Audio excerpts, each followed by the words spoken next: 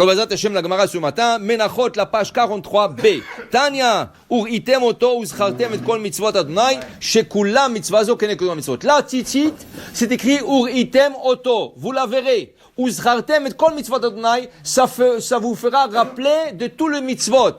Alors il dit ici, cette mitzvah, si on le met sur un côté de la balance, et on met 612 autres mitzvot sur l'autre côté, elle est équivaut comme le 612 mitzvot. Chachamim, ils ont trouvé une signation pour ce passage, ils ont dit le mot tzitzit.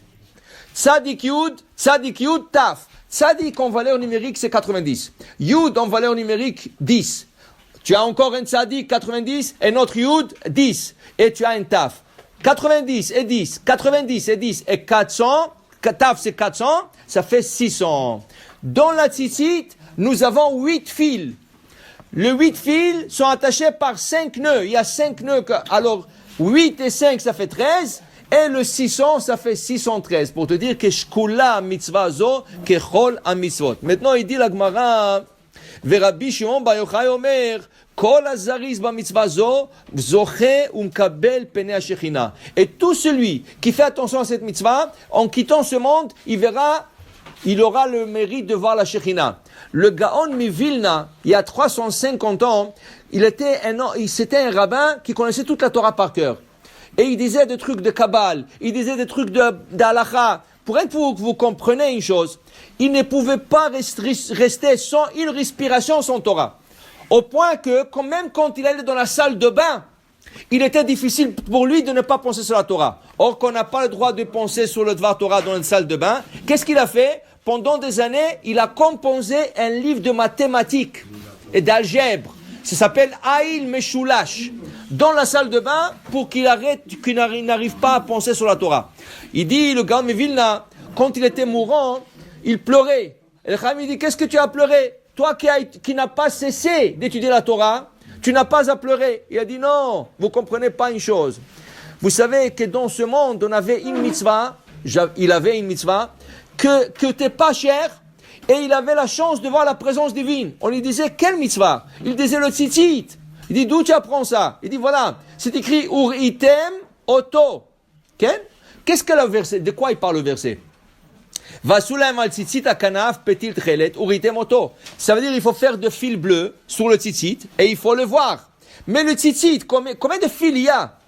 Il y a 8 dans chaque coin. Ça fait en total 4 coins, 32 fils. Pourquoi la Torah dit ur item oto? Il fallait dire ur item otam. Vous les verrez, pas au singulier, au pluriel. Alors le Ganvila disait ur item oto, ur item et akadosh baruch hu.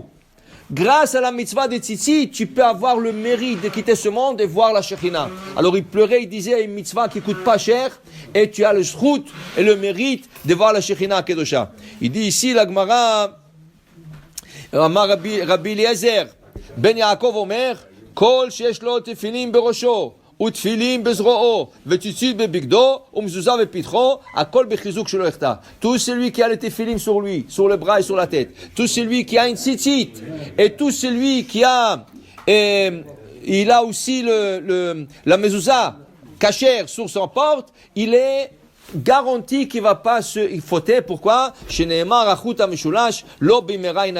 Quand tu prends 3 petites ficelles, chacune en elle-même, elle est petite, elle est fine, et tu peux la déchirer facilement. Mais quand tu prends les 3 ficelles, et tu le tresses ensemble, ça devient une petite corde.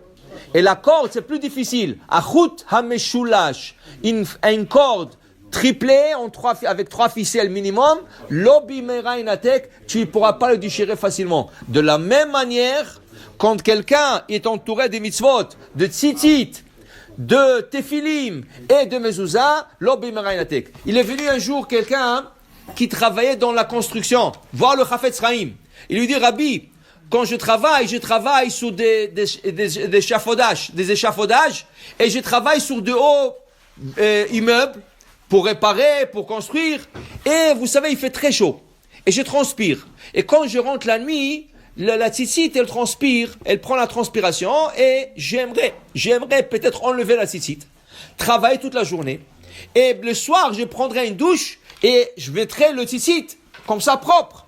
Le Chafetz Chaim, il a dit, écoute-moi, la Gemara dit, comme on vient de lire maintenant, qu'il te faut au moins 3 mitzvot pour te protéger. Tzitzit, Tefilim et Mezouza. Il dit, dis-moi, quand tu es sur les échafaudages, en haut, 30 pieds, 40 pieds, 50 pieds, tu n'as pas de Tefilim, tu n'as pas de Mezouza, la seule chose que tu as, c'est la tzitzit qui te protège. Même ça, tu veux enlever? Même ça, tu veux l'enlever? Il dit, pourquoi? Il dit, achète-toi une autre tzitzit, tu travailles avec, et le soir, tu changes. Okay? Alors, c'est lui qui travaille et il transpire, il peut être reçu avec le tzitzit, et après, le soir, il prend une douche et il change le tzitzit. Rien qu'il faut savoir une chose. Quand tu changes la tzitzit katan en journée, il faut faire la bracha. Pour le séfarade, la bracha sur le tzitzit katan, Baruch ata Hashem, et le Kohen Haolam, Asher Kedesham, Mesouda, B'Sivan, lui ta'atef betzitzit. Pour les Ashkenaz, le tzitzit katan, c'est Baruch ata Hashem, Asher Kedesham, Mesouda, B'Sivan, al mitzvah tzitzit. Même les Ashkenaz sont d'accord, si elle est assez large, la tzitzit, 50 cm de large, et eux aussi disent que tu peux le mettre par-dessus la tête et dire lit atef bet tzitzit. Alors, chaque fois que tu changes le tzitzit katan, il faut faire la bracha, mais en journée, pas la nuit. Si tu changes la nuit, tu pourras pas faire la bracha. Mais si tu te changes en journée la tzitzit katan, par exemple, vendredi après-midi, tu vas au mikvé et tu veux mettre la tzitzit katan lichvot Shabbat, en sortant de mikvé, tu feras le teat yadayim et tu feras la bracha sur la tzitzit katan. Baruch Adonai le'olam. Amen ve amen.